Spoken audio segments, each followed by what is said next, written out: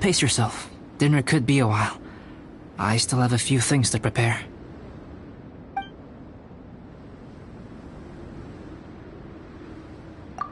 It's almost ready now.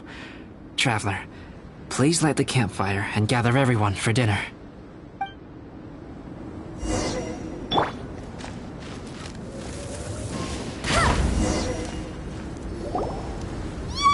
Dinner's ready! Food's ready, everyone! Come on, let's eat!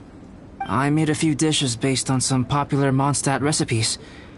This is no good hunter, but there should be enough to go around. Please, help yourselves. Wow, smells great. Don't mind if I do. Wait, don't steal all the fried vegetables. Leave some for me. Hey!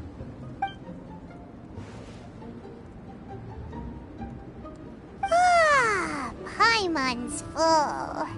What a great meal! Albedo, you're too modest. These dishes are as good as anything you'd find in a top restaurant. Are all alchemists so good at cooking? You may be onto something there. Right? Paimon thinks so too! It's his lab manner that gives it away. The kind of guy who holds a potion bottle as steady as a rock isn't the kind of guy who's gonna be slapdash with his salt and pepper. Actually, that makes a lot of sense.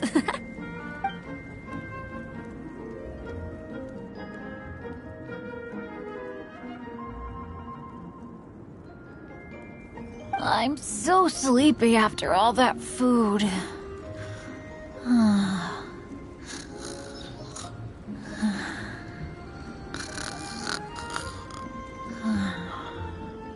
Did Bennett fall asleep sitting up?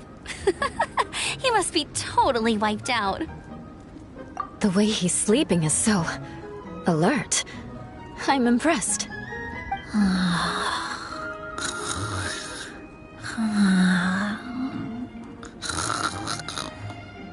He seems to be in a deep sleep. Ooh, Paimon wonders if he sleep talks. Oh, no, Dad, no apples for me.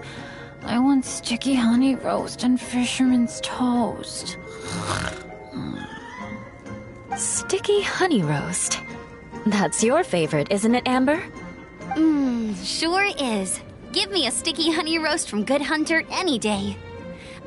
I used to take Eula to Good Hunter a lot back when we first met. Before long, Sarah would start cooking our usual orders as soon as she saw us coming. She said we ordered the same thing so often that it was practically muscle memory by that point. She also said that if everyone in Mondstadt ordered like we do, her job would be so much easier. All she'd have to do is memorize everyone's favorites. Always eating together. Aww, it's nice that you two are so close. The Traveler and Paimon always eat together too. It's a sure sign of true friendship. Two people simply sharing a meal says nothing either way about the relationship between them. That depends if it's a one-off meal or a regular occurrence. Aha! Paimon just noticed something. Whenever Eula doesn't want to admit to something, she raises her chin or puts her hands on her hips. Ah, you've all picked up on that. Didn't know Eula's tells were so easy to spot.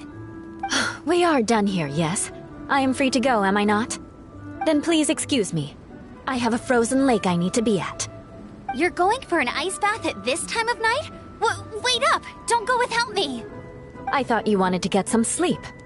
So maybe you should stay here and rest. No, I should come with you. It's late, and it's dark, and you're not good with directions like I am. Come on, let's go together.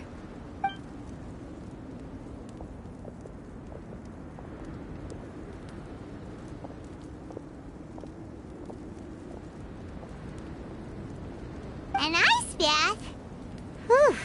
Rather them than Paimon. So much roast meat. Oh, hey, Dad. I'm doing all right. I'm the leader of my own adventure team now. Wow. Bennett really is a sleep talker. Okay, looks like we got some downtime now. Alright, you two. Time to paint.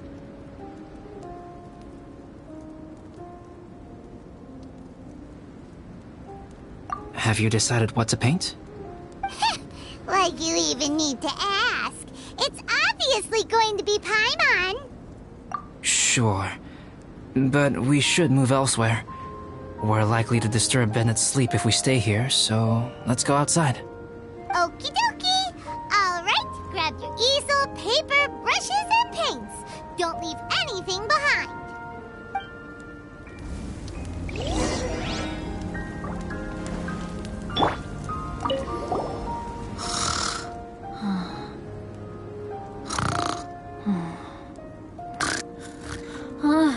Hey, Paimon, no, don't... What the heck? Don't touch that mechanism or you'll fall down. Ugh, oh well, never mind. What the heck is this guy dreaming about?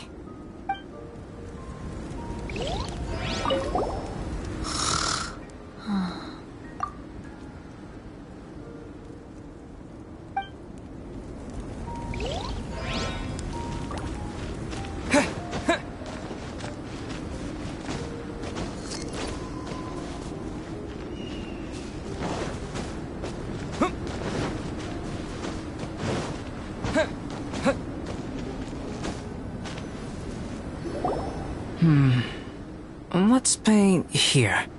Allow Paimon to adopt an elegant pose for your artistic reference. Hey! What's that look for?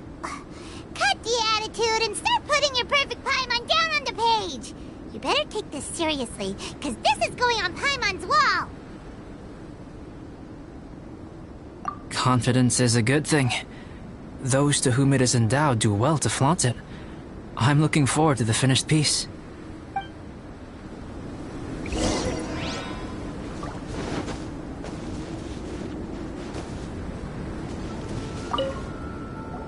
Alright, let's start with the head. Now, in your mind's eye, what is written on Paimon's face?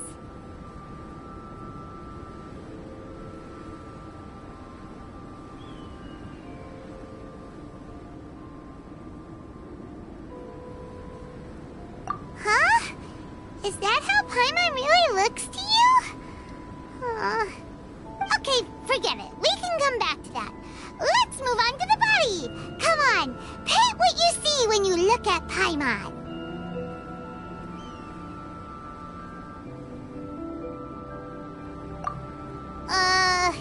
Paimon's starting to feel like this is not going to turn out so great. Now Paimon's getting nervous. Let me see. Let Paimon see. What is that? Why you... How could... Paimon is lost for words. The brushwork is smooth and the composition seems professional quality. You had no problems there. So what the heck happened with the face, huh? Explain that stupid expression. Explain it. Smooth, professional quality. And those eyes! Those boring, lifeless eyes! Where's the soul? Traveler? Have you previously received any education in the fine arts?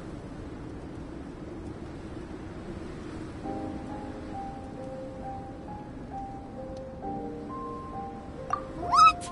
You pour your heart on the page and this is what comes out? Special, huh? You seriously think special is supposed to look this ugly? Paimon's not convinced. But Paimon is struggling to come up with a comeback. Fascinating. Paimon, if this is not to your liking, I can make a few amendments. Traveler, what do you think?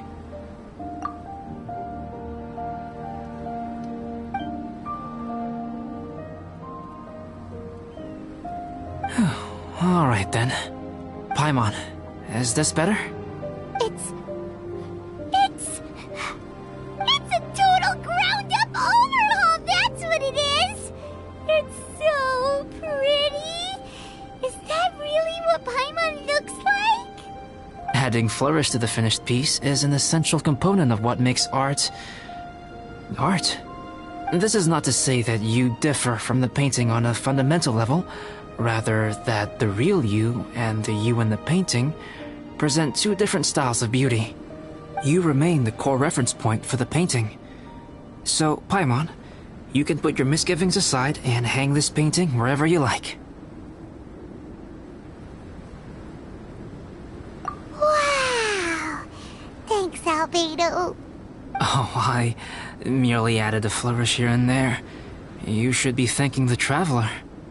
In truth, ground-up overhaul is more or less an accurate description.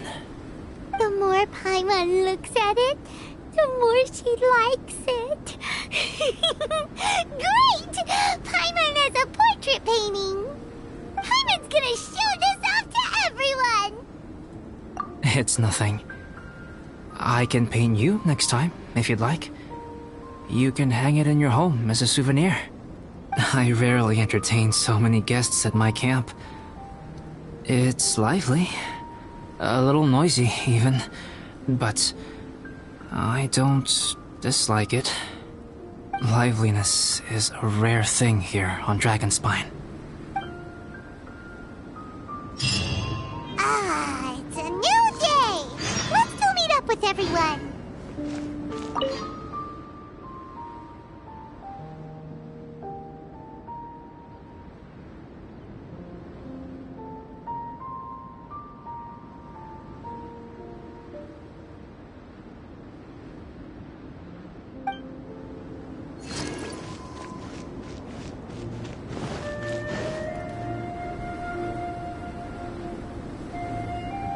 Hey, good morning! I slept great last night. How about you guys? All rested up? I'm fine, as usual. The path down the mountain is easier to follow in the daylight. Let's take this chance to head down to the base camp.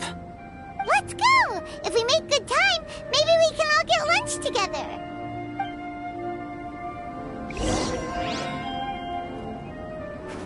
I flipped another insignia just outside the camp. Wrong again! So your bad luck is all used up. We'll be down the mountain in no time. Yeah, my thoughts exactly. Today's the day.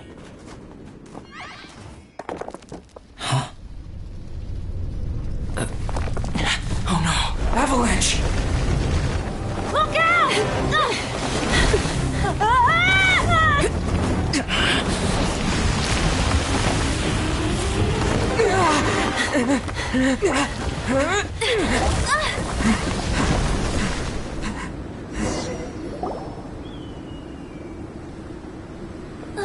Traveler, Paimon, are you all right? Are you hurt? Paimon's fine. Oh, that's good. My arm got a little scratched up, but it's nothing serious. I'm okay, but I don't see the other two. I'm afraid the avalanche may have pushed them off the cliff. They fell down? They'll be okay though, right? I think they're both robust enough to survive the fall. But if the falling debris knocked them unconscious, and they're lying there in the freezing cold, we have to get down there and rescue them, immediately. Okay, let's move. Hang in there, guys.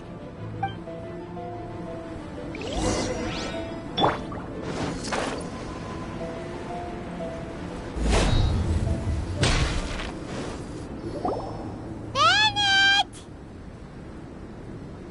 Bennett, are you okay? Shout if you can hear me! Bennett! A voice! Over there! Bennett, is that you? Guys, I'm over here. Are you alright? Are you hurt? Let me check. I'm a little dizzy, but I'm not in any pain. I don't think I'm injured. Thank goodness. Scared the life out of me. If you're dizzy, sit and rest for a while. It's fine, really. This kind of thing happens all the time. I'll be fine. Thank you. Wait, where's Albedo? Isn't he with you guys? We thought he fell off the cliff with you. He still hasn't shown up? We found Bennett here, so Albedo can't be far away. Keep searching this area. Spotted!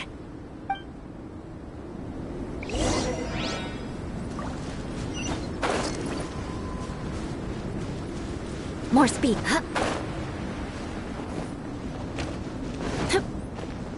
Albedo! No response. Are we definitely looking in the right place? She's not here either. Let's check with the others.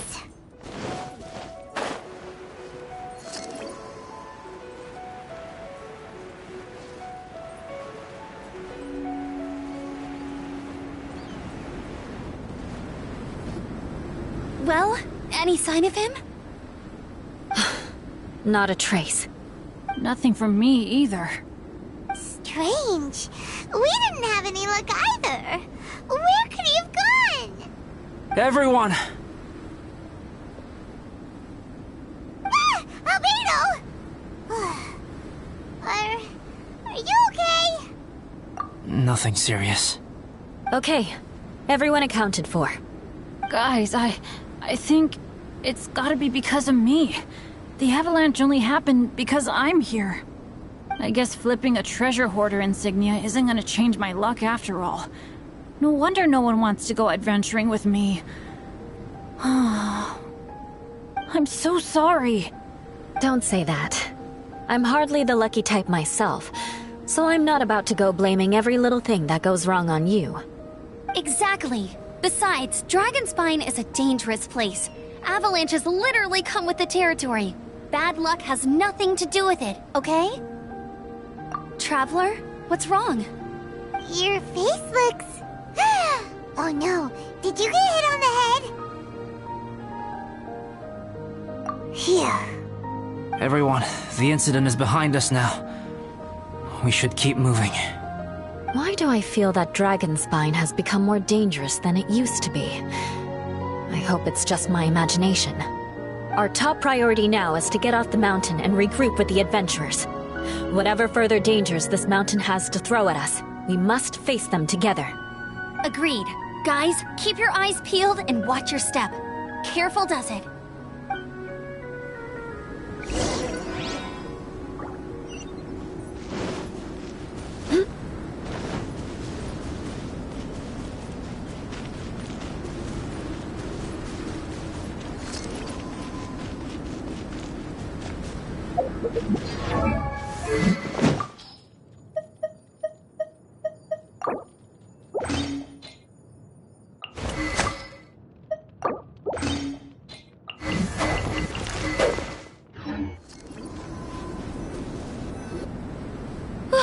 We've been heading in the right direction for a good length of time now. We must be getting close. I can feel it.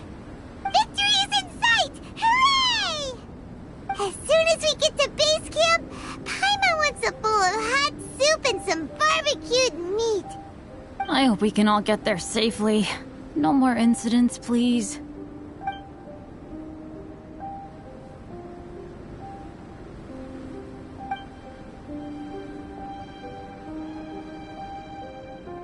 Hey, what's on your mind? You seem a little distracted. Something's up, isn't it? Are you hungry? Cold? Shall Paimon hug your head to warm you up? I don't think I've spent so much time on Dragonspine before. It sure is cold, but the view is amazing. Isn't it, Eula? Eula? Sorry, I wasn't listening. What did you say? I was just thinking. Whenever I've met up with you at Dragonspine in the past, we always stick to the same few spots. It's much more vast and beautiful here than I realized. If it were a little warmer and a little safer, I bet this place would be bustling with visitors.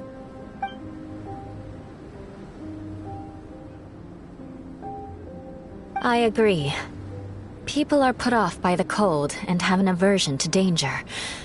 They don't realize that there is much to explore beneath the icy exterior, if you were willing to spend the time and energy. Albedo, is this the way down? Yes. I think there are several routes in this area. Does the path fork off here? It looks like it does. But maybe it doesn't. My head's still a little fuzzy from the impact. I'm kinda dizzy too. I keep thinking things are swaying a little. Maybe I'm just hungry. Either path will work for us. The smaller trail is less worn and harder to see, but it's also shorter. Since everyone is weary, I suggest we take the shortcut. Follow me.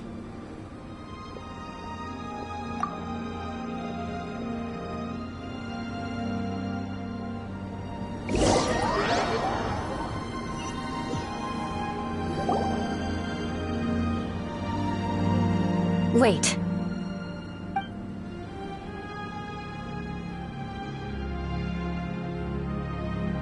Bennett and Amber don't look well. Can we take a break? We can continue once their conditions have improved. Ugh. Now that you mention it. Huh? You hit your head earlier, didn't you? Oh, you noticed. Are you sure it's worth holding everyone up over a little thing like this? No problem at all! Health and safety always come first! Okay, sorry for this. Thank you. Yeah. Thank you.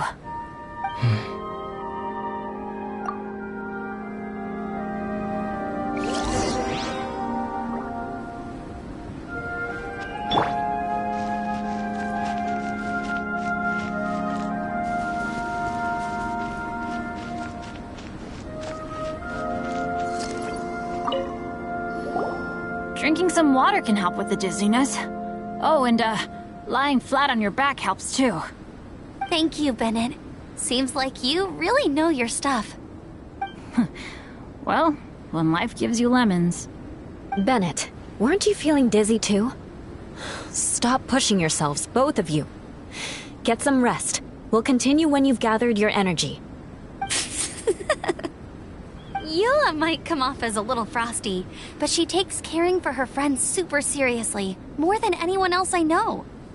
Every time I see that look on her face, I'm just like, ah, stop staring at me.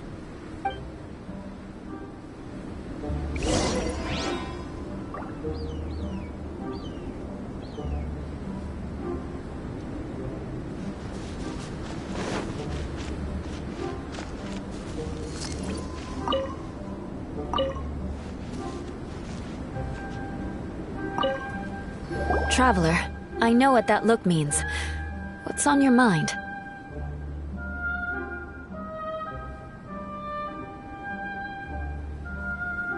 Maybe seasoned veterans have an instinct for it. I sense it too. Something seems to have changed, but I can't confirm for sure. It could be difficult to verify.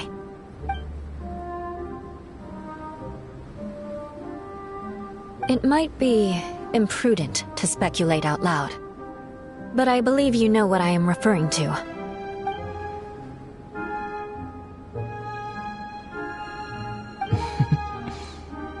Traveler, I think...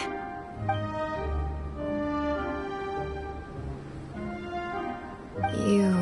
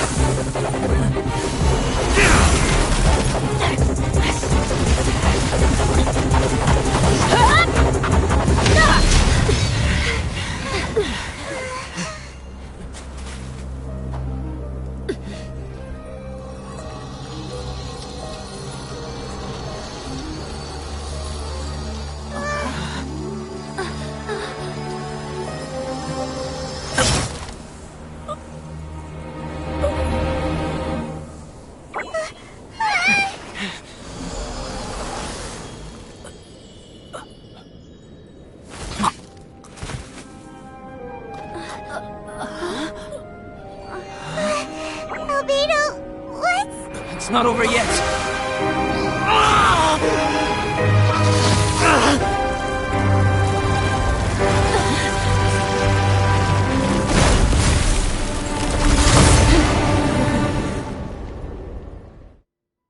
Brace yourselves. This'll be a challenge. Stay back! I'm going to cut this weed down to size!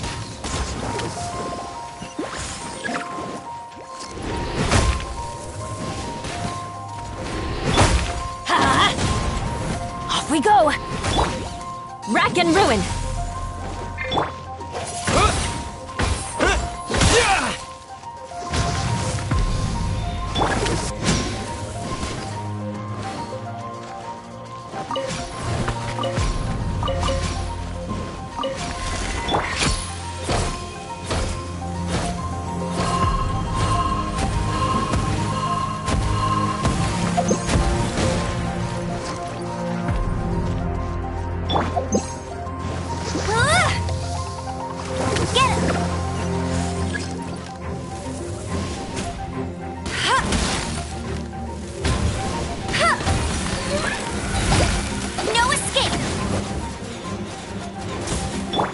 I condemn you! Beg for mercy! Yeah!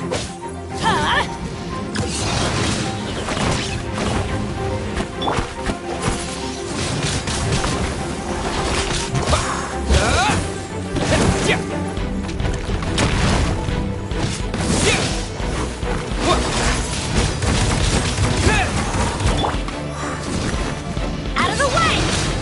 That's gonna hurt in the morning. Go, go, Barret! Crush!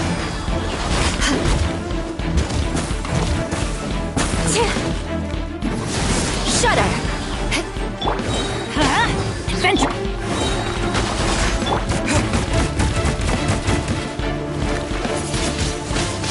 Wind blade! Eye for an eye! Well met! Get him! Beg for mercy! More speed! Let it rain! Teamwork is dreamwork! Disappear!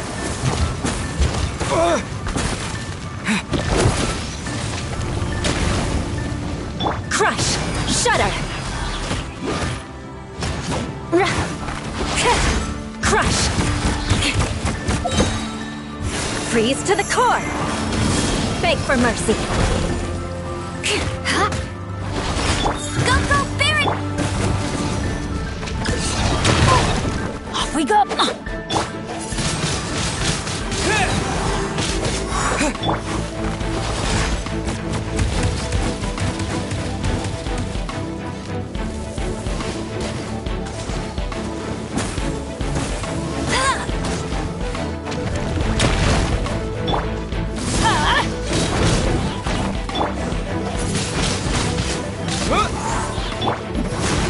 Shudder!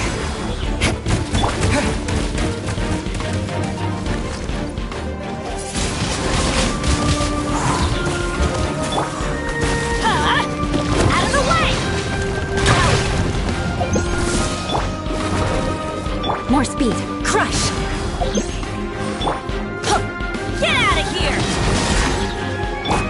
With the wind! No escape! Wind blade! Out of the way! Let's light it up! Adventure time!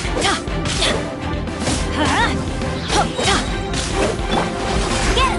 Everybody stand back!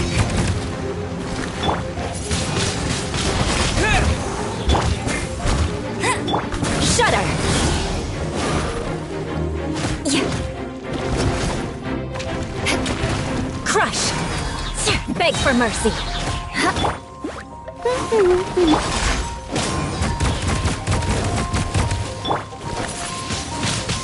Wind blade!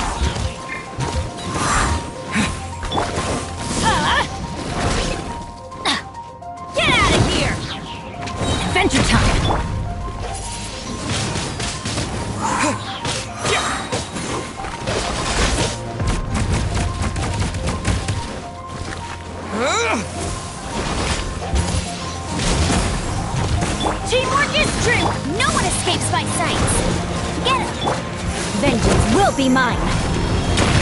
against us. Shudder, crush.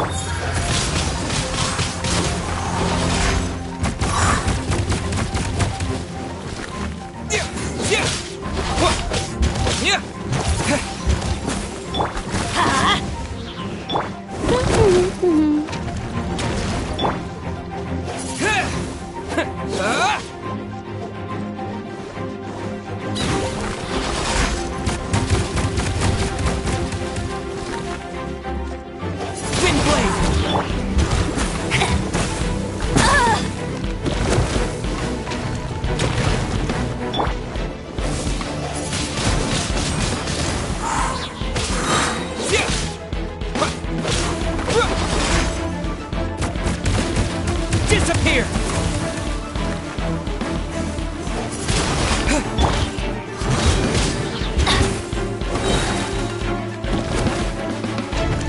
Going in! No escape! Get him!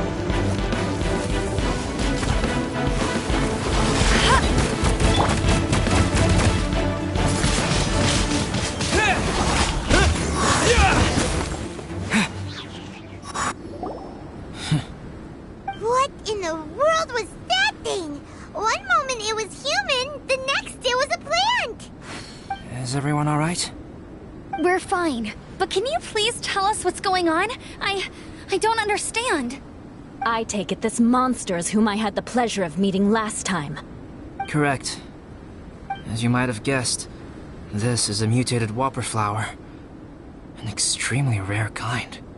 But can whopper flowers turn into humans? Not typically. But conditions on Dragonspine are far from typical. Perhaps the dragon's blood seeped into the land, then was passed to the monsters via the ley lines, accelerating their rate of mutation. How could that happen? This mountain is home to the remains of Durin, the venomous dragon. If there is anywhere in the world one might expect life to do unfathomable things, it would most likely be here. Durin was an artificially created life form. Its existence is nothing short of a miracle, and proof of countless possibilities. In other words, this mountain we stand on is a cradle of life's profoundest mysteries. A vast and terrifying hotbed of possibilities. The avalanche. It must have been the work of this imposter. Agreed. All the other troubles you faced on the way down could also have been its handiwork. My guess is that it was targeting everyone that I've had contact with. Right, I forgot all about that. It's not inconceivable. But what was its purpose? Was it just trying to get rid of us? I have a preliminary hypothesis on this. Whopper flowers are masters of mimicry, and those we encounter in the wild often appear in the vicinity of the plants they impersonate. In other words, the whopper flower likely has an instinct to replicate and replace. As a plant, it will disguise itself as another plant and infiltrate the group, hiding among them for cover. The plant being imitated has no way to detect or fight back against this behavior. But when it disguises itself as a human... It wanted to replace you and infiltrate our group? Yes. Maybe it created the avalanche to get rid of us. I predicted this eventuality, so I availed myself of the avalanche to hide and lure it out. It was watching us the whole time. And when it saw that I had disappeared, its instinct was to take my place. At that point, its disguise was complete, and its next move was to hunt its prey. Yes, that's exactly how whopper flowers operate. So when it approached and attacked Joel, what was that? A trial run? Perhaps.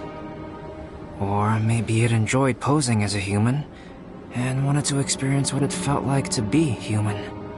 We're fortunate to have discovered it in time. I think the Traveler was the first person other than Albedo to notice something was wrong. Traveler, how could you tell the real me and my imposter apart? I want to know too. I had no idea the other guy was an imposter. They looked exactly the same to me. I see. It goes to show how difficult it is to impersonate a human. This mutant whopper flower tried its best to replicate the original exactly, but still managed to miss some details. Unbelievable. To think that Dragonspine creates such terrifying possibilities.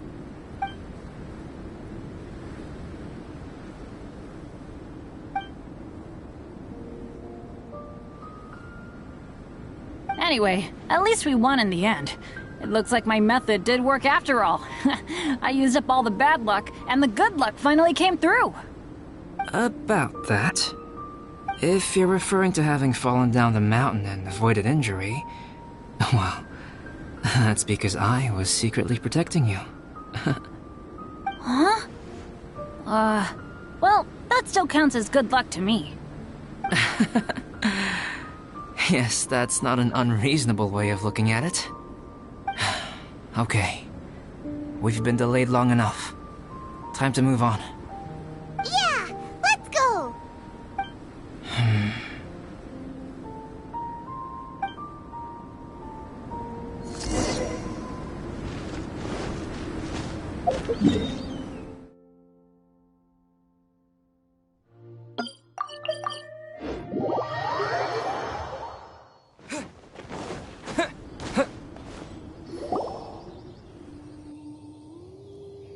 Woohoo! I'm back! Cyrus doesn't seem to be here. He must have headed up the mountain. Let's wait for him here. Amber, are you feeling better? Yep, all good now. Nothing to worry about. I don't know what I'd do without you guys. If not for you, I'd probably still be locked up in that cage. I really want to thank you all properly, but I can't think how at the moment. Huh? You must be pretty used to being on the receiving end of people's kindness by now, though, surely. You probably need it often enough, given your... situation. Come on, don't put it like that. Sure, plenty of people have shown me kindness before, but that doesn't mean I will ever take it for granted. No matter how many times people help me out in life, I will never forget any of them. Well, instead of repaying those who helped you, perhaps you could help others yourself. Everyone meets others in need from time to time. By choosing to be there for them, you're passing the kindness you received on to others. Yep, you're right. That's what I've always tried to do, and will always continue to do. Right. And when Cyrus gets back, I'll find some way to help him out too. This has been quite an eventful day. Yeah, it has. It's really hit me how tired I am now that I've started to relax. I need to rest. Everyone, please excuse me for a while. Yeah, I need to get some water and maybe a piece of fruit. Once I'm rested up, I need to get back to being an instructor again. Well, it looks like the curse of the mountaineers who couldn't get off the mountain is finally broken. Feels like an action-packed chapter has come to a close. Shall we find somewhere to rest and chat too? Why not? Then please, come with me. You sensed something too, didn't you? Then let's go. Huh? Are you going back to your camp again? Paimon thought maybe we could talk here. Okay. Might as well come with you. Good. Shall we set off right away?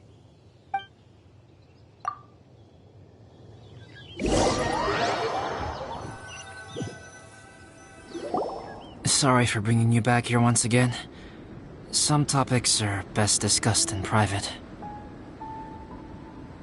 Is this about the imposter? That's right. I have to say, Traveler, I'm very surprised you noticed the difference between me and the imposter. Yes, this mark. Perhaps it's where it all began. Ooh, sounds like the beginning of a big story. Keep going. Well, I can't deny that what I'm about to say does sound like something from a children's storybook. So, what do you think this diamond-shaped mark means? A tattoo? A crest? Something else? No. Consider it a birthmark. Have you ever seen an intricate glass ornament and wondered how it was made? Well, One method for crafting with glass is a technique known as glass blowing. Glass blowing is not a widely known art in Teyvat. For this reason, glassware made in this way is usually very expensive. As the name implies, glass blowing involves blowing air into a hole, much like blowing up a balloon. This type of glassware is known for having a pontal mark at the point where the blowpipe was inserted, where the hole was sealed at the very end. This mark is a sign that the item was crafted by a human hand. Sounds kind of amazing. It is a wondrous and beautiful art form. Alice says that these marks are seen as proof of the maker's fine handiwork, the only flaw in an otherwise perfect work of art. My mark is something similar to this. The difference between synthetic and natural life lies in the directional flow of the life force. The energy of a natural life form flows out from within. That's why flower buds bloom and curled leaves unfold. It is the very reason we watch and wonder at blossoming flowers. Creating life artificially, on the other hand, involves, to a certain extent, the introduction of an external source of energy into the embryonic life form. When the hole where the life force was infused is sealed at the end, it leaves a mark not dissimilar to the pontal mark in blown glasswares. The alchemical substance drips and spreads out in all directions, resulting in this rather ingenious diamond shape. Wow! So that's where it came from. This mark is a sign of my artificial origins, and proof of my imperfection as a human. I presume that the impostor intentionally avoided replicating this mark, so as not to become less than perfect himself. You are fundamentally different from other people. I have few qualms about sharing my secrets with you. Just as Paimon said, it all sounds like a story. Even if you were to tell anyone else, they would regard it as nothing more than a tall tale. The transcendent and miraculous are not the only things to which human beings aspire. They pursue the everyday, the ordinary, to a far greater extent than I would have ever imagined.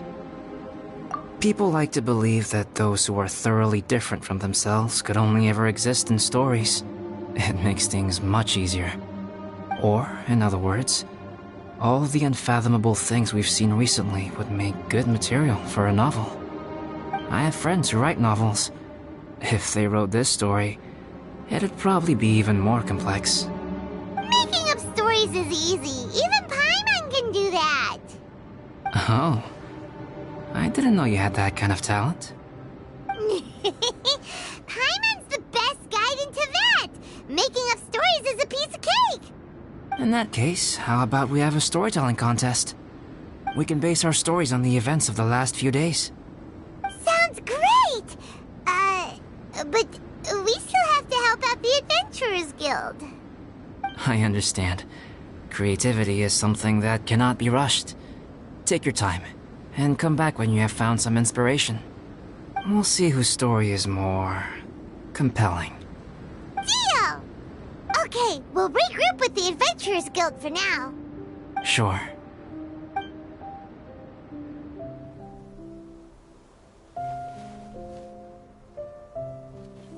My story.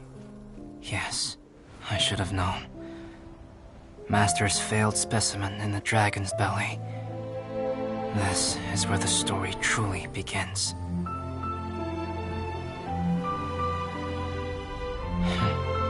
If we switched places, if you were the survivor, then as the abandoned experiment, the failure of the primordial human project, I'd want to replace you too. I would replicate your appearance, study your alchemy, and create miraculous life forms to divert your attention. I would wait for the right moment, then dispose of you in the Traveler, the sole person to have known your secret. And then, I could finally experience the joy of being brought into the world.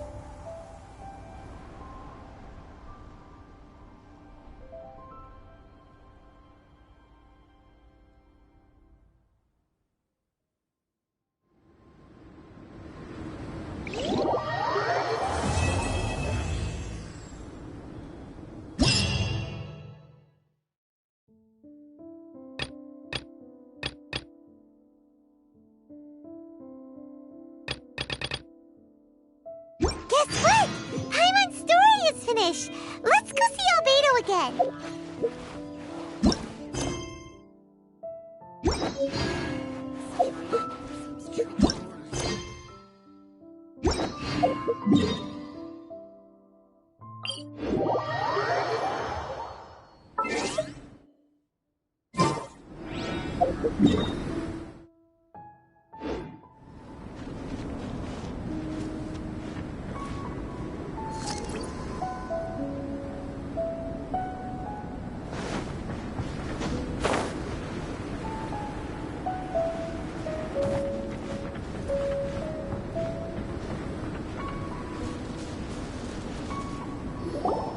Albedo! Traveler, Paimon. I suppose your story is ready. Yep. How about you? Do you need some more time? No need. I am also ready to tell my story. Paimon calls dibs! Paimon first! Please, go ahead. Okay, here goes. Once upon a time, there was an evil researcher who went into the mountains and did a crazy experiment on whopper flowers to transform their appearance. After a lot of pain and suffering, the whopper flowers finally took on a human form. Then they stood by the side of the mountain to wait for unsuspecting bypassers. To whoever spoke to them, they would ask some questions such as, "Who am I? Who are you?" If the bypasser got the wrong answer, the last sound they'd make would be a yelp before the whopper flower ate them alive in one bite. Ooh, truly frightening. What the? You two aren't scared at all! Don't go nitpicking, okay? If you didn't like the story, go write your own!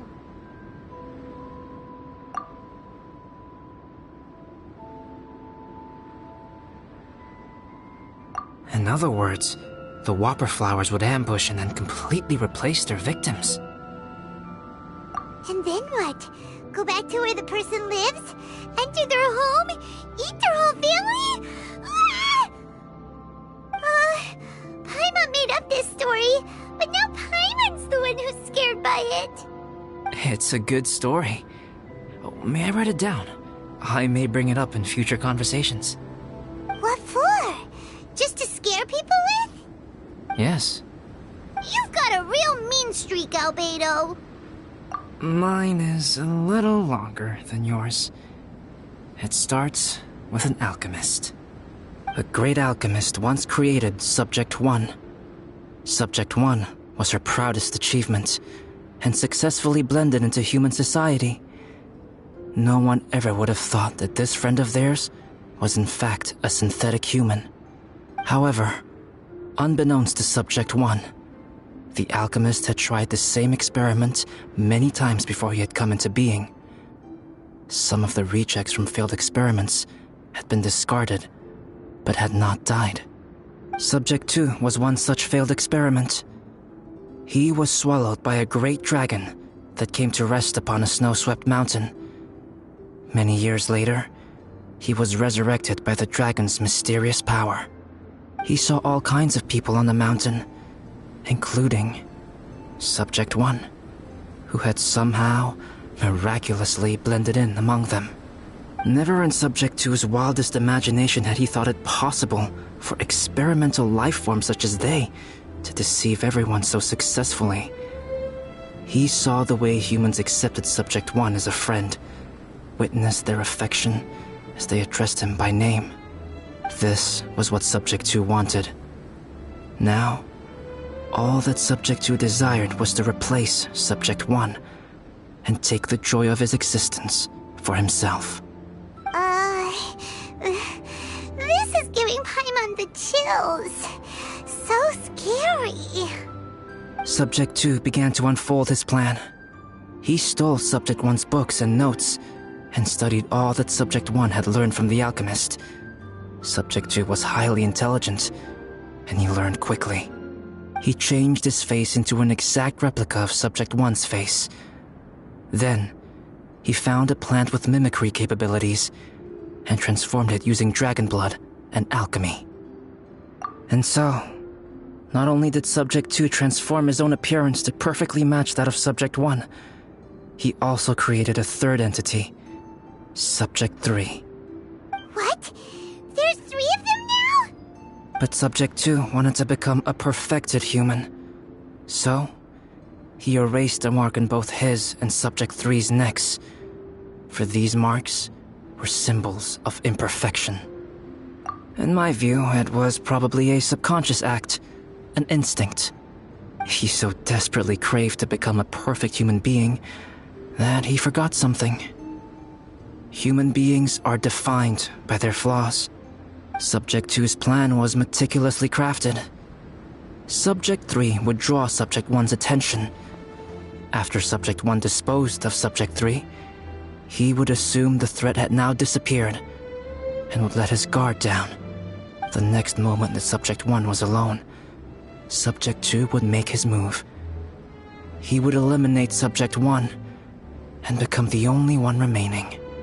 He would secretly replace the Subject 1 of everyone's memories and inherit his identity, residence, clothing, sword, name, and friends. People would have no idea that the individual they knew had become somebody else from one day to the next. This is way too scary. Paimon's never gonna be able to trust anyone again. But just before Subject 2 could carry out his plan, a unique stranger entered the mix. Subject 2 tried to make contact with this person, but found that they could somehow sense he was different from Subject 1. What's wrong? Are you scared? What happened then?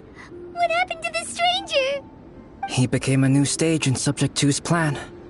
One more person that Subject 2 had to dispose of. It's as if there were 3 identical roses in a garden. Only one of the 3 was a fine specimen, while the other 2 were defective specimens that bore poisonous thorns. In all the world, only the gardener who tended to them could tell which was the good specimen. People do not like poisonous plants. Only a perfect rose can fetch a high price.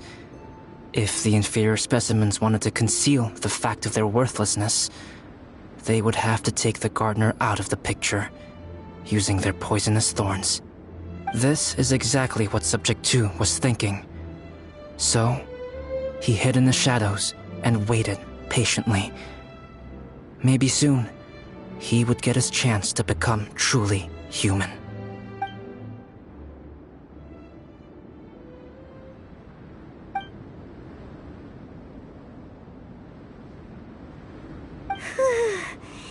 That was intense! So what happened after that? Did Subject 2's plan succeed? Paimon can't bear thinking about it. Fortunately, it is just a story. And even in this story, Subject 2 did not succeed. But you can never let your guard down on Dragonspine. Monsters mutated with Durin's power and blood are also creatures of Rhine-Daughter, just like me. You must beware of all such creatures. I'm glad to hear that. It's okay. I know what I am. You and I are both different, so there is no need for me to hide the truth from you. The only thing is that sometimes, when I think about how mighty the power of alchemy is, I feel so small. As beings who set foot in this world, how arrogant are we in desiring to control our destiny, and in desiring to create? Is creation an arrogant act, traveler? If not, why do we call the ones that created us and control us gods? If it is, then what qualifies us to call ourselves creators? How far must we take our reverence and respect, and what purpose does it serve? Nothing special, but whenever I think about it, I feel a twinge of grief. Poor Albedo. Hello? Traveler, are you here? Hey, is that Amber? thought we might find you here. We're here to deliver a message from Cyrus. There's gonna be a big event down at the base camp, and they want you there too, Traveler. Winter camp is nearing its end. Apparently, even provisional instructors are required to attend. Looks like we need to go, Albedo. Bye for now. Then I won't keep you. I have some things to attend to here, so forgive me for not seeing you down. Don't worry about it. There have been no issues getting up and down the mountain recently. Is everyone ready? Let's not keep them waiting.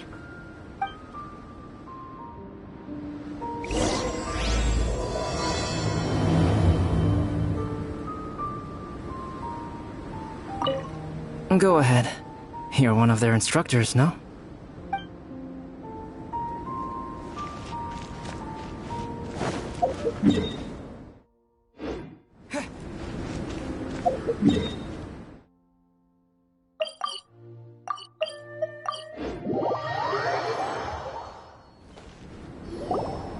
Huh? Who is this guy? Allow me to introduce Yozerv. He's Joel's father. Dad, this is that traveler I was telling you about. The traveler's helped me out loads in the past, and this time we even built a snowman together. Joel has told me everything about you. I can't thank you enough. Wow, this is amazing! Wait a second. Why is Cyrus discreetly wiping tears away? And what is Pallid doing here? Pallid is the hero of the hour this time. Go on, Pallid. Tell us what happened in your own words. Okay. The weather was fine on that fateful day, and I had a feeling that Lady Luck was smiling down on me. So I trusted my gut and set off to explore somewhere new, somewhere dangerous. Because where there is great danger, there is also great treasure. Why does this sound so hard to believe? But I had only been away from the group for a short while when I fell down a slope and just started rolling. Uh-oh. Did my bad luck rub off on him when we ran into each other on the mountain? The place I fell to was somewhere I didn't recognize, and I'd sustained a few injuries. I remember thinking to myself, this is the worst luck I've ever had in my whole life. Then I met Yozerv. He'd heard the sound of me falling and came out to see what was going on. Huh? Wow, so it was completely by chance then. I thought he must have been someone from the Adventurers Guild here for the event, but after a few words of conversation, it was clear that he was having memory problems. He didn't even know his own name.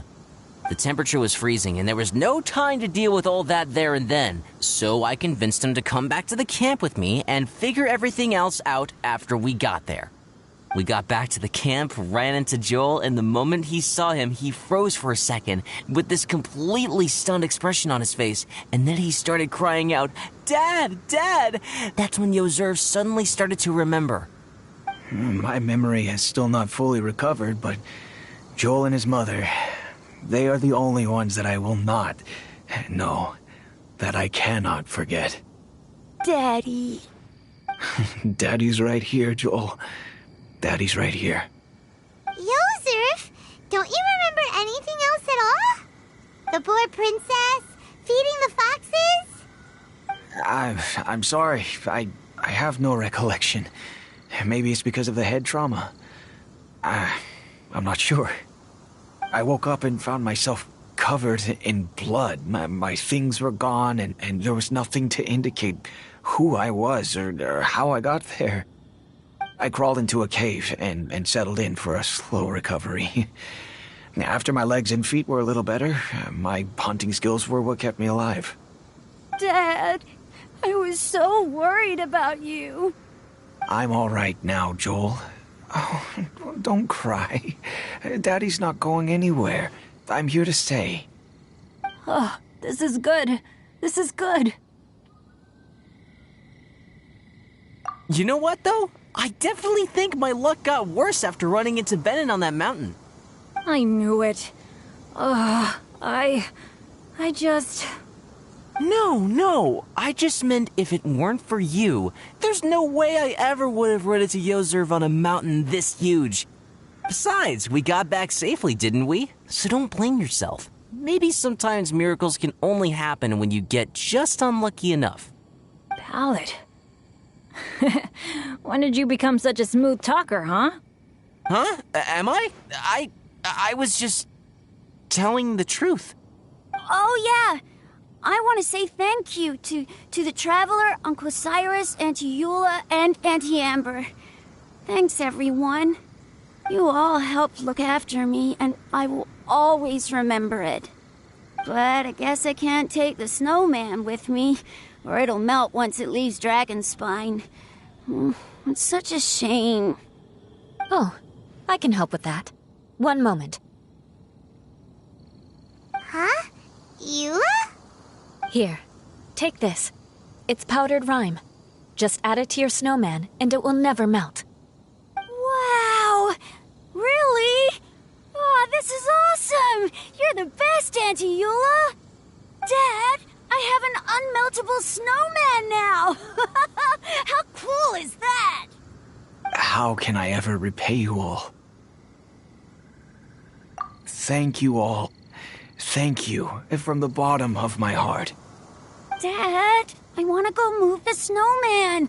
Can we do it now, please? Okay. I'll be leaving with Joel now. I'm sure I'll see you all another day. Very well, very well. It's time for Pallid and I to have another discussion concerning his breaches of adventurer discipline. Huh? But Cyrus, I think I kind of made up for my mistakes this time, you know? See you guys! Oh, I made this for you and Amber. Think of it as a winter souvenir. Aw, are you sure? This must be really important to you. Come on now, just take it. No need to make such a fuss. Wow! Now our snowman won't melt either! Great! You're welcome. Just keep it, that's all I ask. Amber and I have some business to attend to now. See you later. See you! Everyone's gone. Seems like they've all got their own stuff to do now. Oh! You know what? We've been on Dragonspine all this time, and somehow Paimon still forgot to ask Albedo about how to make a fruit juicifier machine that could keep the juice fresh. Maybe we should try Timaeus again. He does seem pretty eager to please after all.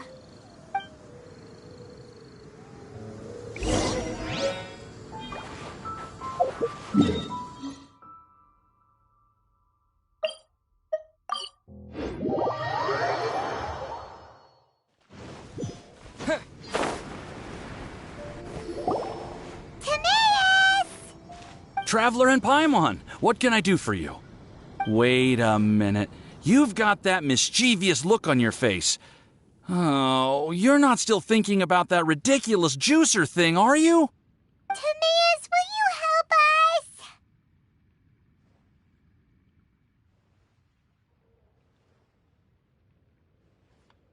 us? Well, if the Traveler isn't really interested, then, yeah, maybe I'll give this one a pass. It's just the weirdest request ever. No, but Paimon's Sunsettias are gonna go to waste without it! And the time it would take me to research something like that, I could probably pick those Sunsettias again 10 times over. New research project, Timaeus? We meet again. Oh, Albedo, thank goodness. So the situation is, Paimon wants a machine that can turn fruit into juice and keep the juice fresh. I mean, surely it's... Majorly important, that's what it is. If you can manage to invent this, we'll never have to worry about fruit going bad ever again! That's impossible.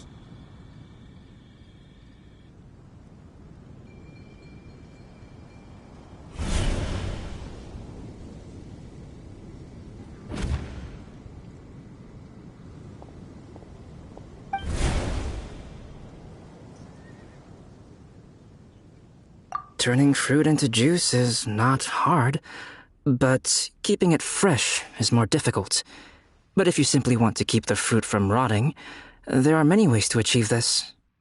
Right, Traveler?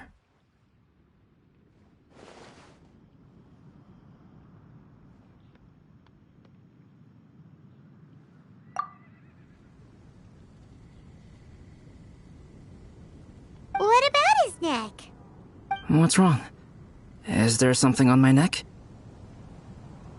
From the look on your face, it's as if you thought I just played a practical joke on you that was in exceedingly poor taste.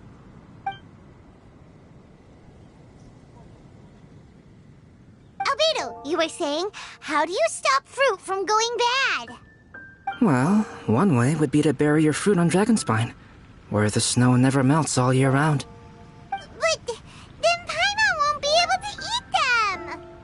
You could always live on Dragonspine. No, too cold for Paimon. Or you can give the fruit to me, and I would take it to Dragonspine for you.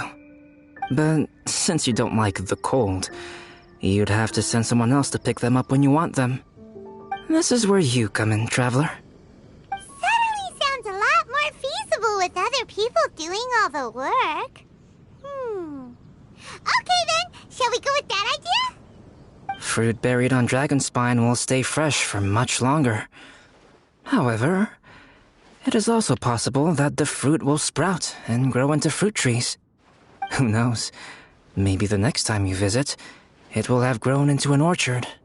You can water the trees, add fertilizer, and when they finally bear fruit, you will have some fresh sunsettias. No way! Then Paimon will have to be a gardener!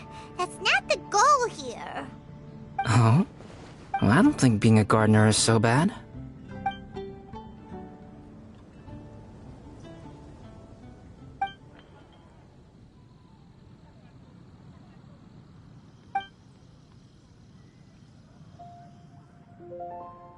Albedo! Stop trying to get your hands on Paimon's super sweet Sunsettias! It bothers you, does it? Of course it bothers Paimon! They are the rarest, super-duper sweetest Sunsettias ever! And they're not for you! Okay, but they're just Sunsettias. I think you're only so attached to them because you don't have much fruit of this quality in your possession. When someone's pockets are full and their spirit is fulfilled, they don't easily fall prey to this kind of yearning. Really?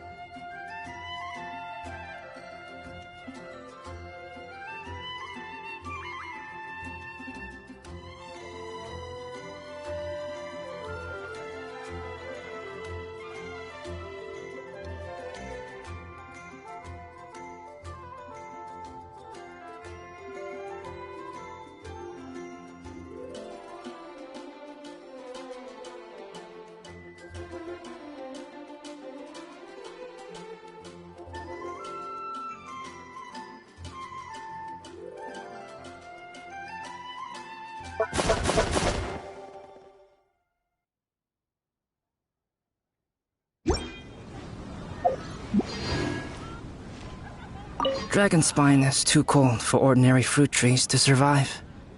But if, one day, Dragonspine did become home to gardens and orchards, there would be more reasons for people to visit. Perhaps a little life is the key to attracting people. Life may exist in all kinds of unfathomable forms, and in all manner of unthinkable environments. Mysterious, yet tenacious. Perhaps this is what makes life so special.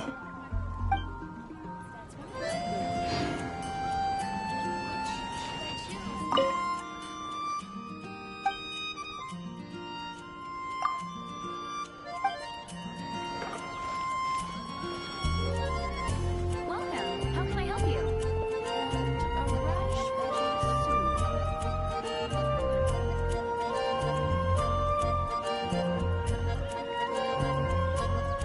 You're also here for Mondstadt's wine, aren't you?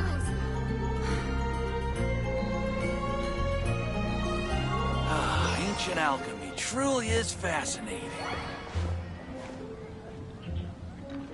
The neighboring nation of Lila has the most prosperous commercial port in all of Tibet.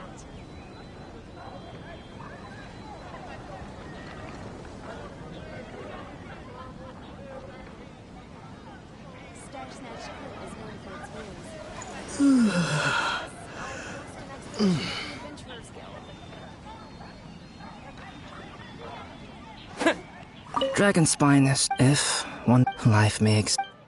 Truly is fascinating.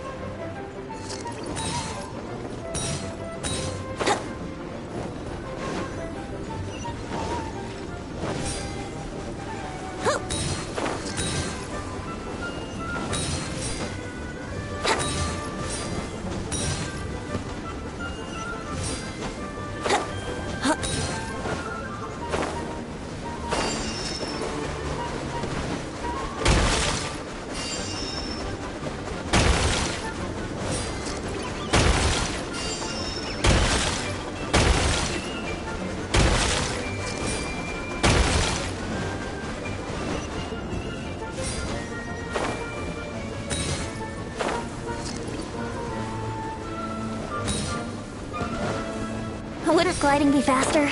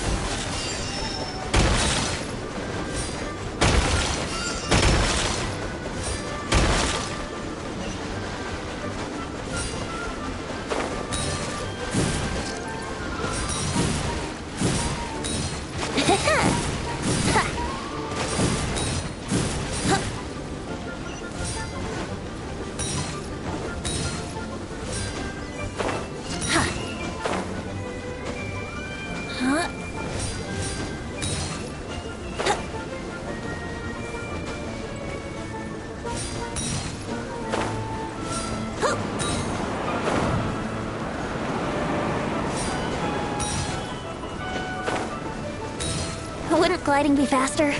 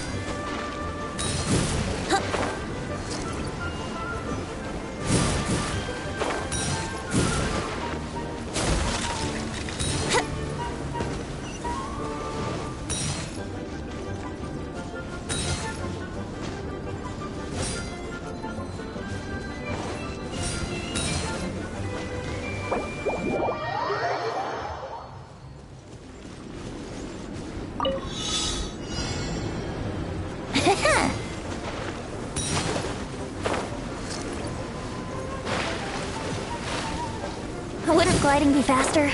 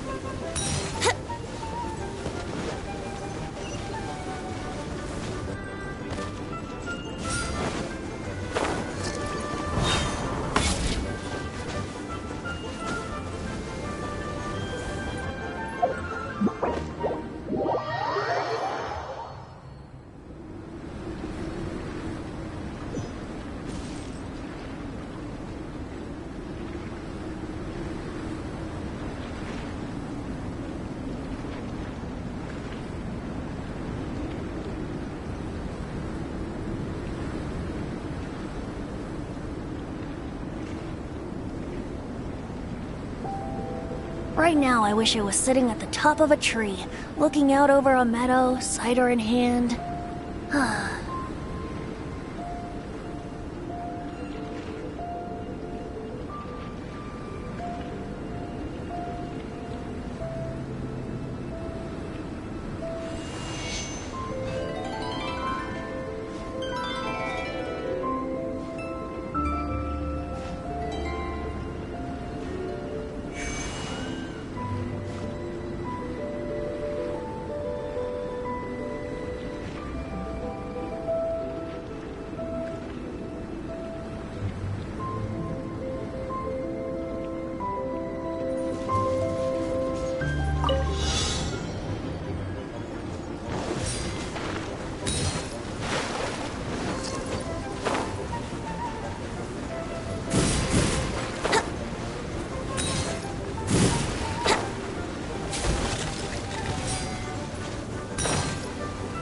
Wouldn't gliding be faster? Ha!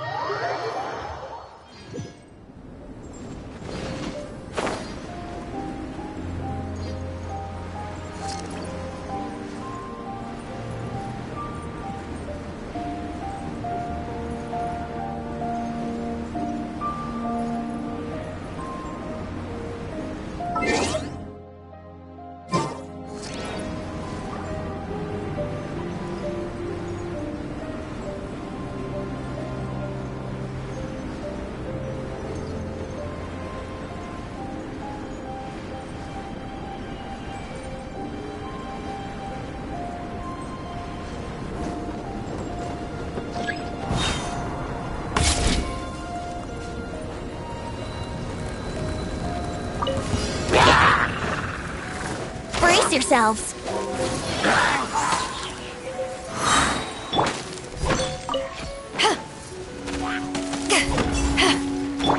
Think you can get away?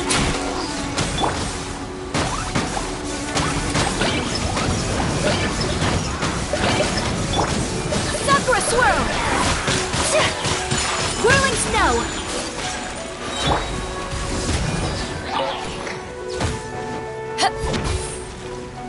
Time for takeoff. Woo! To ashes!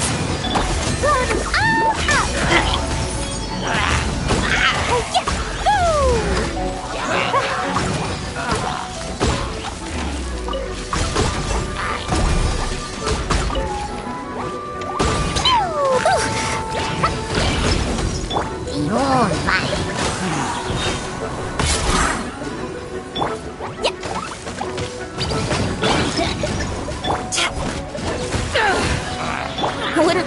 Think you can get away?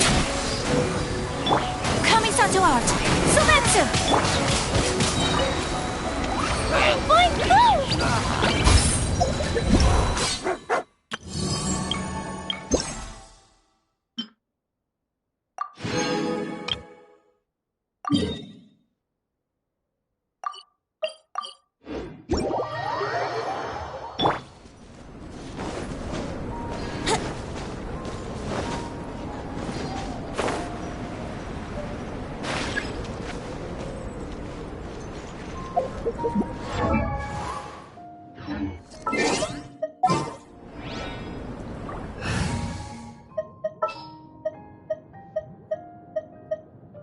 Chivalry will never die.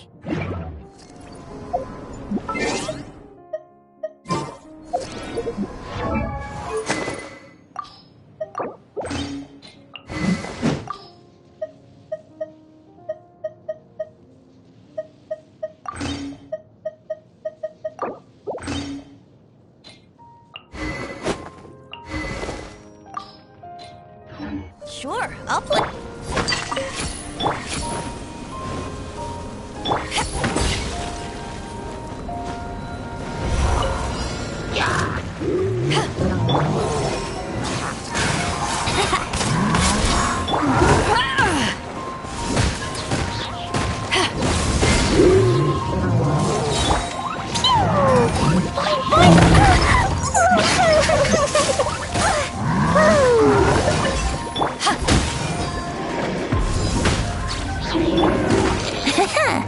Time for takeoff.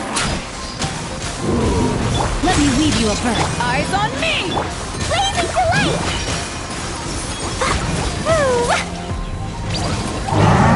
Dumpty dumpty go!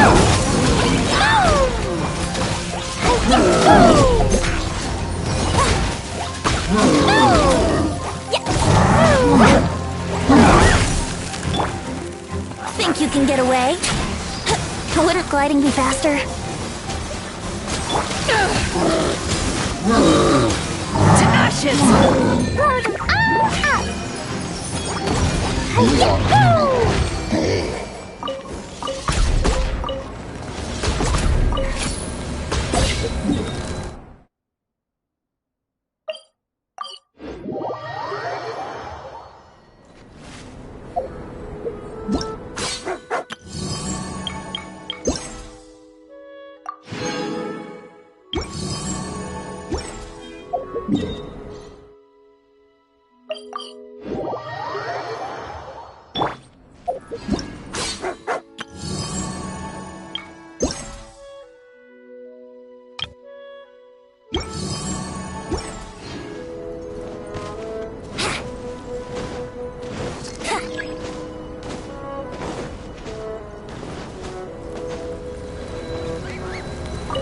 Yahoo!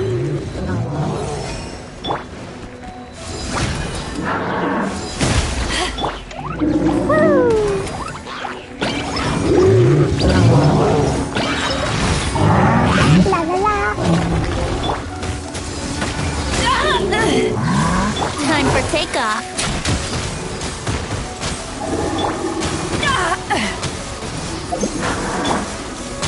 Blazing delight! Boing, boing, boom!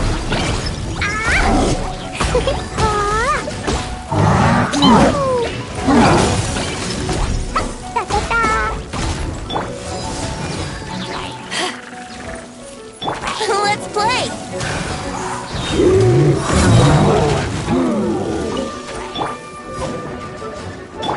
Think you can get away?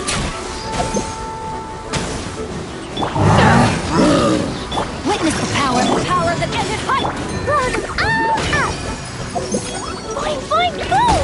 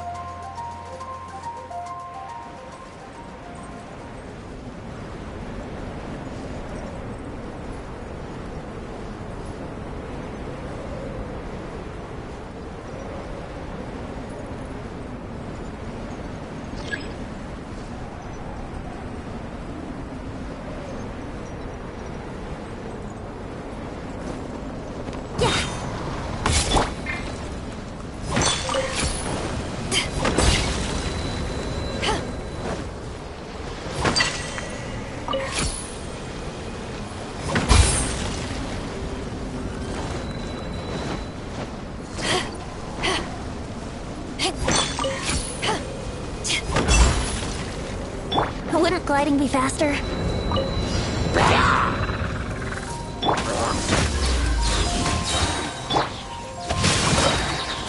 Let me weave you up.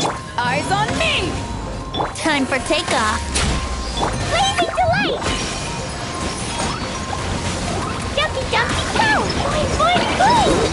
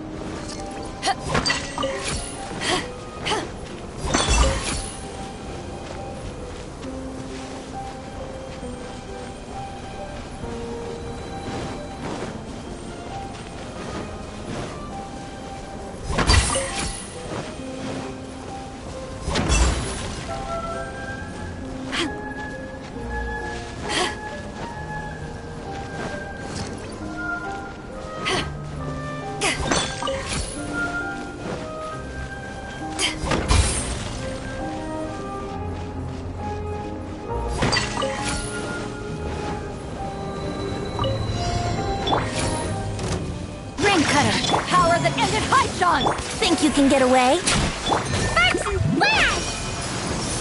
Jumpy, jumpy, go! Pew! Boing, boing, boom!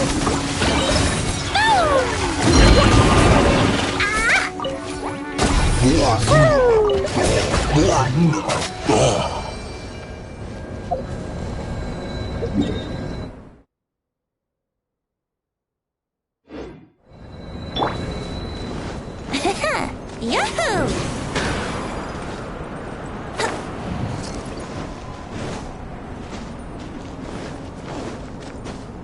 Wouldn't gliding be faster?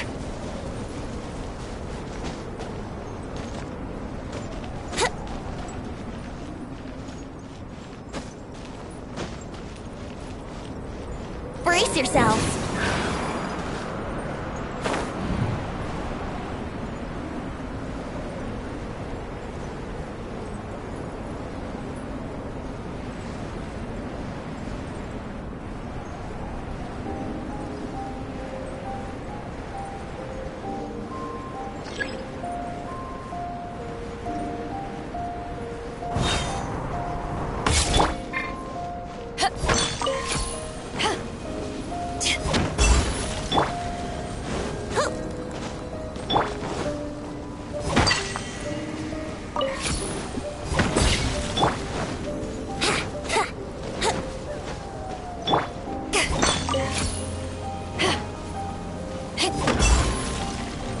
Wouldn't gliding be faster? No, my sword! Let me weave you up. Eyes on me! Time for takeoff. Blazing delight!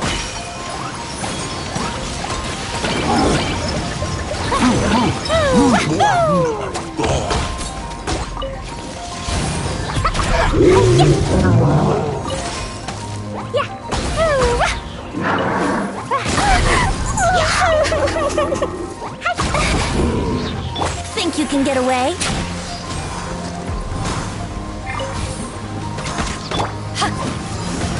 To ashes!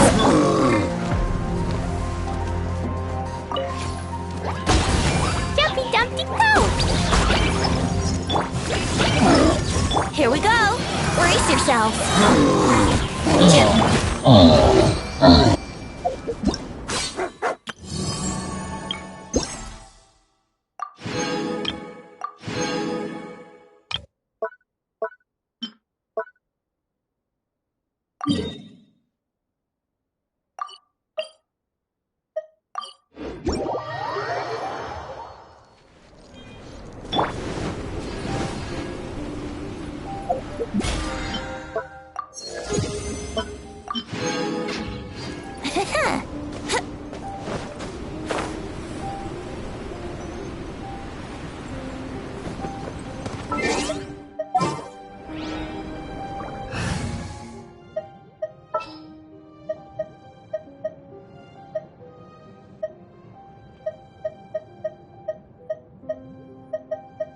Leave it to me.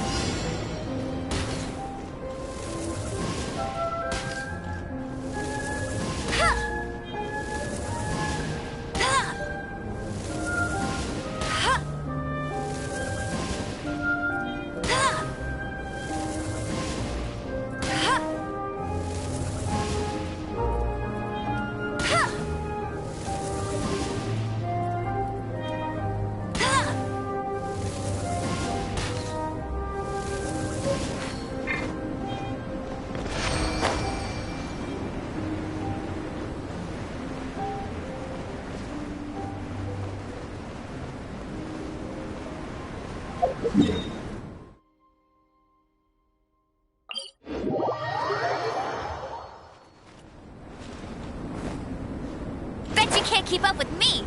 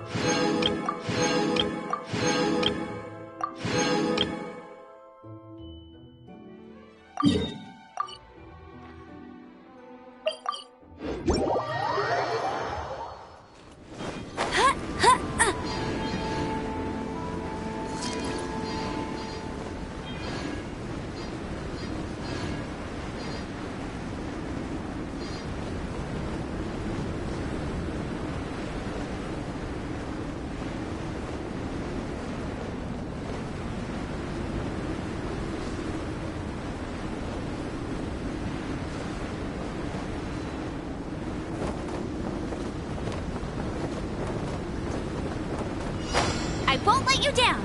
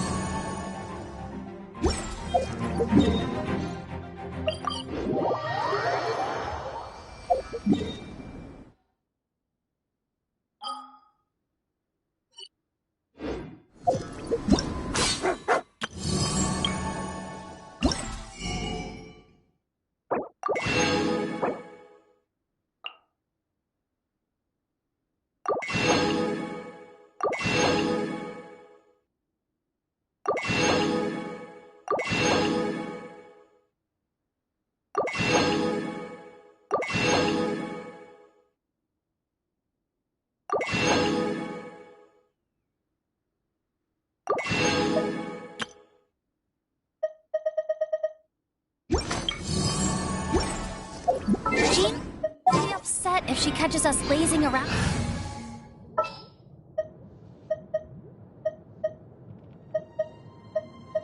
Ready for a rehearsal?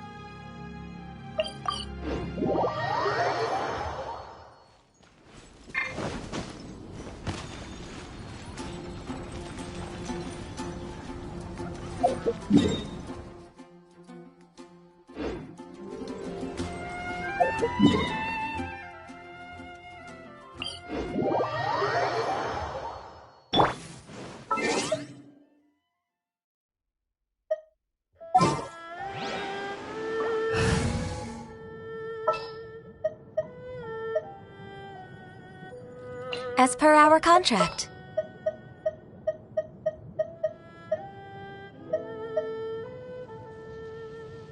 The campaign begins.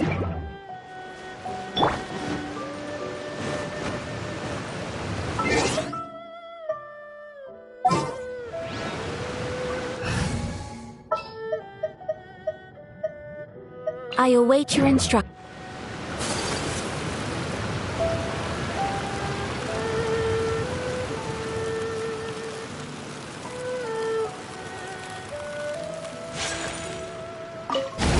An assassin from our homeland, or a fool who trespasses upon the waters of Chainsa. Coveting the shapes of the living, pure water can take on many forms. In this way, shall water deliver your punishment. The power of water is its ability to take any shape. Take flight! There is no escape! Jumpy Dumpty Go! Without solid ground, terrestrial creatures become simply helpless.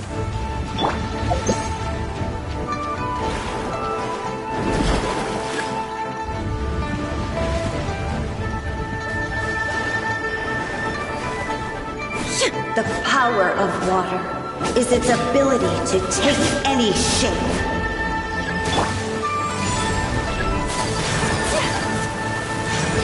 My apologies. Power that ended up.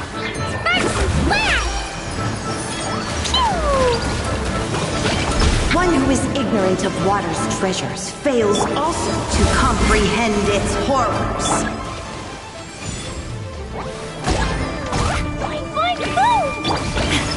Shine down!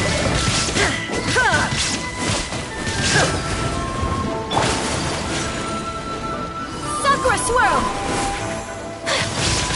Whirling snow.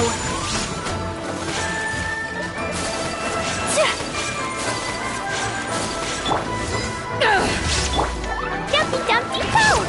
Let's see what happens when you lose your foothold.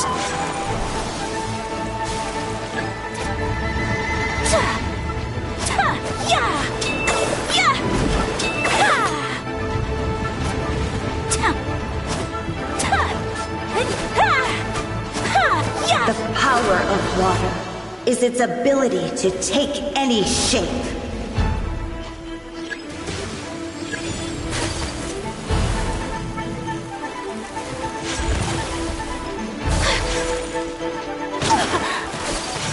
Take flight.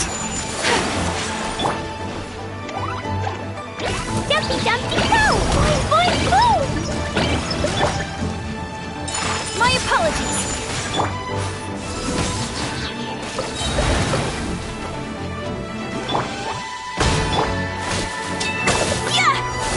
Unthinkable! As long as rain falls and rivers flow, water will exist forever.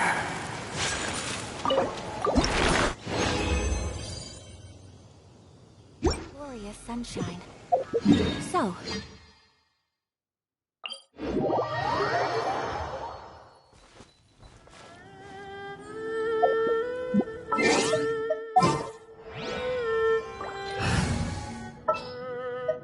Give me a moment to compose myself.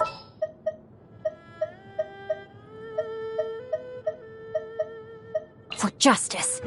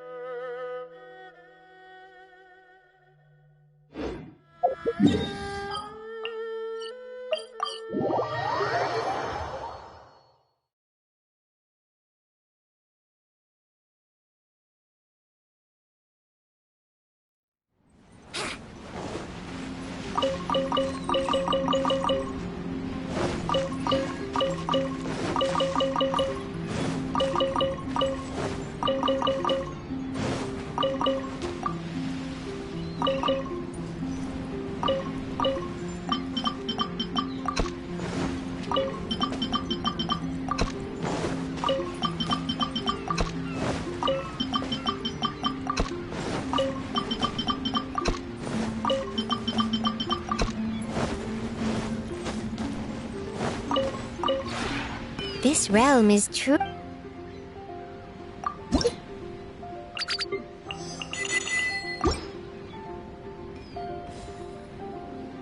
If you ever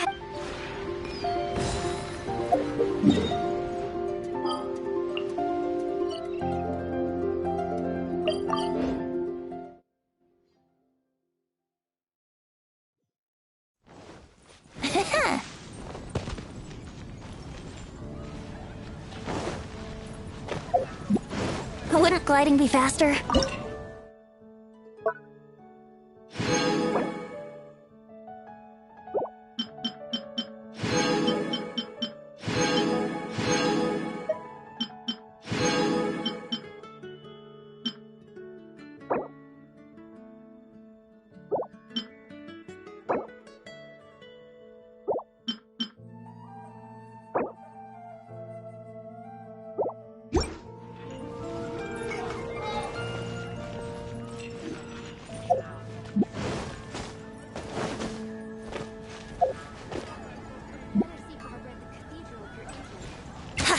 High up, everyone can hear your voice.